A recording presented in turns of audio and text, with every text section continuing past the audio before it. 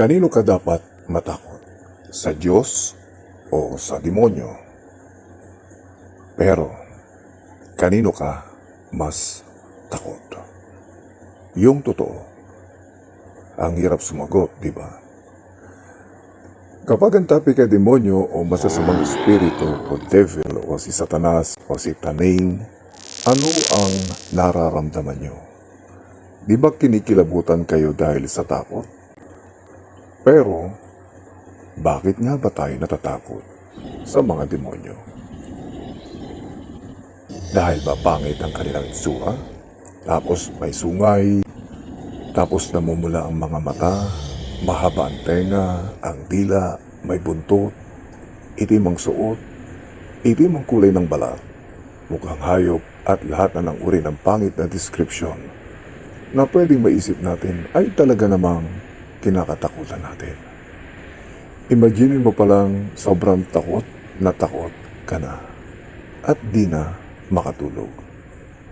Ano pa kaya kung makita mo? Sobrang nakakatakot kung makakakita ka ng kapre, ng mga maligno, duwende, white lady, o kaya ay mga kaluluwang ligaw.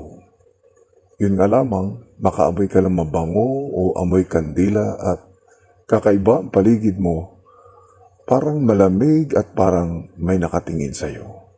Nakatayo na agad ang mga balahibo mo dahil sa sobrang takot, di ba? Pag-aralan muna natin ang salitang takot. Ano nga ba ang takot? Ang takot ay isang hindi kanais-nais o kasiyasiyang emosyon, dulot ng banta, panganib o pinsala. At ang mga physical na palatandaan ng takot ay mataas ang heart rate, mabilis ang paghinga o maigsi ang paghinga, o hindi makahinga, pinagpapawisan, giniginaw, nanginginig ang kalamnan, nawawala ng lakas ang mga tuhod o ang buong katawan, hindi makagalaw, dilat ang mata dahil sa pagkakagulat at napapasigaw pa, o kaya ay tinatakpan ang mata at ang bibig. Nakatayo ang mga balahibo, hindi makapagsalita, at minsan ay nakakaihi pa sa salawal nang hindi namamalayan. Tuwing matatakot tayo ay parang pakiramdam natin ay mamamatay na tayo. Humihinto ang ating mundo at ramdam na ramdam natin ang bawat minuto. Ano-ano ang mga pisikal na palatandaan meron ka tuwing ikaw ay matatakot? I-comment mo lang kaibigan sa ibaba at pakishare mo na din kung ano ang kinakatakutan mo. Sabi sa Biblia sa Ecclesiastes chapter 12 verse 13, ito ang wakas ng bagay. Lahat ay narinig. Ikaw ay matakot sa Diyos at sundin mo ang kanyang mga utos sapagkat ito ang buong katungkulan ng tao.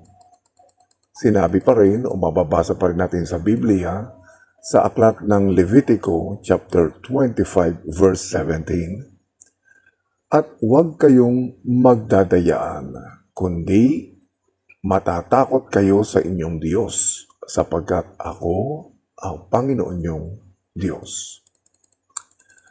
Sa pahayag chapter 14 verse 7, ang pahayag ay ang Apokalipsis o kaya ay Revelation sa English. At sinasabi niya ng malakas na tinig, matakot kayo sa Diyos at magbigay kalwalatian sa Kanya, sapagkat dumating ang panahon ng Kanyang paghatol at magsisamba kayo sa gumawa ng langit at ng lupa at ng dagat at ng mga bukal ng tubig. Sa aklat naman ng 1 Samuel chapter 12 verse 24, ganito ang ating mababasa. Matakot lamang kayo sa Panginoon at maglingkod kayo sa Kanya sa katotohanan ng inyong buong puso. Dili-dilihin nga ninyo kung gaanong dakilang mga bagay ang Kanyang ginawa sa inyo. At napakarami pang mga talata mula sa Biblia na sinasabing tayo ay matakot sa Diyos. Wala kahit isang verse sa Biblia na mababasa natin na matakot tayo sa mga demonyo. Pero ano ang nangyayari sa ating mga tao? Bakit baliktad ang mga nangyayari? Bakit tila hindi natatakot ang mga tao sa Diyos? Dahil kung makahiling tayo sa Kanya ay wagas, kahit ang dami-daming kasalanan na ginagawa natin. Kung baliwalain natin ang mga kautusan niya ay ganon-ganon na lamang at hindi man lang marunong humingi ng tawad sa Diyos. Bakit nga ba nabaliktad ang nais ng Diyos na mangyari? Ito ba ay plinano ng demonyo? Kung ang demonyo ay mag-aanyong magandang nilalang, hindi matatakot ang mga tao, di ba? Kaya kailangan mag-anyo silang aswang, kapre, duwende, tikbalang at marami pang iba. At nagtagumpay ang mga demonyo sa plano niya na matakot sa kanya ang mga tao. Bakit nagtagumpay? Dahil ito ang totoong nagaganap sa mga tao. Alamin natin kung bakit tayo takot sa demonyo. Una, pwede nating sisihin ang mga magulang natin o ang mga ninuno natin.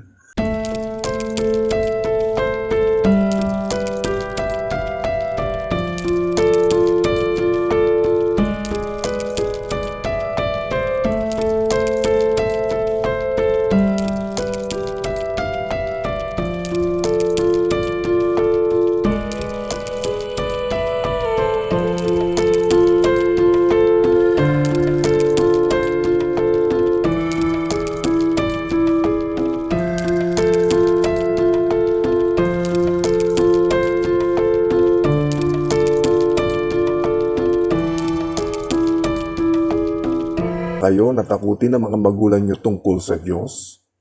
Ang tanging sinasabi lamang ng mga magulang natin at ng mga namumuno sa simbahan na nakikita ng Diyos ang ginagawa natin. Pero hindi tayo tinatakot kundi kinukonsensya lang tayo. Kaya naman hindi talaga nai-establish sa ating isipan ang matakot sa Diyos. Dahil ang alam natin, mabait ang Diyos, maawain ang Diyos, mapagpatawad ang Diyos, at dapat lapitan ang Diyos. O kaya nga, di ba sa Diyos tayo lumalapit kapag may kailangan tayo? At kapag wala na, nandoon na tayo sa kandungan ng iba at gumagawa ng sari-saring kahalayan o kaya naman ay kalayawan o kamunduhan. Hindi tayo natatakot gumawa ng masama. Wala nang takot ang mga tao sa pagsisinungaling, pagnanakaw at paggawa ng maraming mga kasalanan. Takot tayo sa demonyo? Ang tanong, takot ba ang demonyo sa Diyos? Ayon sa Biblia, sa Santiago chapter 2 verse 19, sumasampalataya ka na ang Diyos ay iisa? Hindi ba? Mabuti yan. Ang mga demonyo man ay sumasampalataya din at nanginginig pa. Tayo ay sumasampalataya na merong Diyos, tayo ay naniniwala sa Diyos. Meron tayong pananampalataya sa Diyos. Ang mga demonyo man ay ganoon din. Sila ay nanginginig pa nga sa tuwing maririnig ang pangalan ng Diyos. Ang mga demonyo ay dating mga anghel. Pinarusahan ng Diyos dahil sa kanilang pagsalangsang at ito ay sa pamumuno ni Satanas. Tinangay ni Satanas ang 1/3 ng mga anghel sa langit at sila ay itinapon sa lupa. Sa makatuwid ay kasama natin sa lupa ang mga demonyo na dati ay mga anghel. Ang mga anghel ay mga nilikha na may higit na lakas at kakayahan kaysa sa mga tao. Ito ay mababasa natin sa 2 Pedro chapter 2 verse 11. Nakatira sila sa langit o lugar ng mga espiritu, isang antas ng pag-iral na mas mataas kaysa sa physical na universo. Mababasa natin ito sa Unang Hari chapter 8 verse 27 at sa 1 chapter 6 verse 38. Kaya naman tinatawag din silang mga espiritu. Ito ay ayon sa Unang Hari chapter 22 verse 21 at Awit chapter 18 verse 10. Nangangahulugan lamang ng mga demonyo ay higit din ang lakas at kakayahan kaysa sa mga tao sapagkat ang mga demonyo ay dating mga anghel. Pero dahil sa pangalan at kapangyarihan ni Jesus, ang mga disipulo at ang mga mananampalataya ni Jesus ay kayang magpalayas ng mga demonyo at gumawa ng maraming mga himala. Ibig sabihin ay nagkakaroon ng kalakasan at kakayahan ang mga taong sumasampalataya kay Jesus at dahil sa pananampalataya na ito ay dinadaig ng tao ang mga demonyo. Ayon sa Lucas chapter 9 verse 1, at tinipon niya ang 12 at binigyan sila ng kapangyarihan at kapamahalaan sa lahat ng mga demonyo at upang magpagaling ng mga sakit. Ang 12 ang tinutukoy dito ay ang 12 apostol na hinirang ng ating Panginoong Hesukristo. Ayon sa Marcos chapter 3 verse 15, at magkaroon ng kapamahalaang magpalayas ng mga demonyo. So binigyan ng authority ang mga apostol na magpalayas ng mga demonyo. Sa Marcos chapter 16 verse 17, at lalakip ang mga tandang ito sa magsisisampalataya. Magpapalabas sila ng mga demonyo sa aking pangalan. Magsasalita sila ng mga bagong wika. Ayon naman sa Mateo chapter 10 verse 1, at pinalapit niya sa kanya ang kanyang 12 alagad at binigyan niya sila ng kapamahalaan laban sa mga karumaldumal na espiritu upang mapalabas nila at upang kanilang mapagaling ang lahat ng sari-saring sakit at ang lahat ng sari-saring karamdaman. Kung ikaw ay hindi naniniwala kay Jesus, dapat kang matakot sa mga demonyo. Pero kung ikaw ay may pananampalataya sa Diyos at kay Kristo, hindi ka dapat matakot sa mga demonyo. Matatakot ka pa ba sa mga demonyo na nasa anyong kapre, maligno, aswang, tikbalang, duwende o engkanto?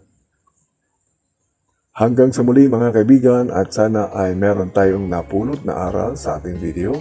Kung nagustuhan mo ang video na ito at bago ka lang sa aking channel ay mag-subscribe ka na at mag-bell on para updated ka sa mga bago kong mga video.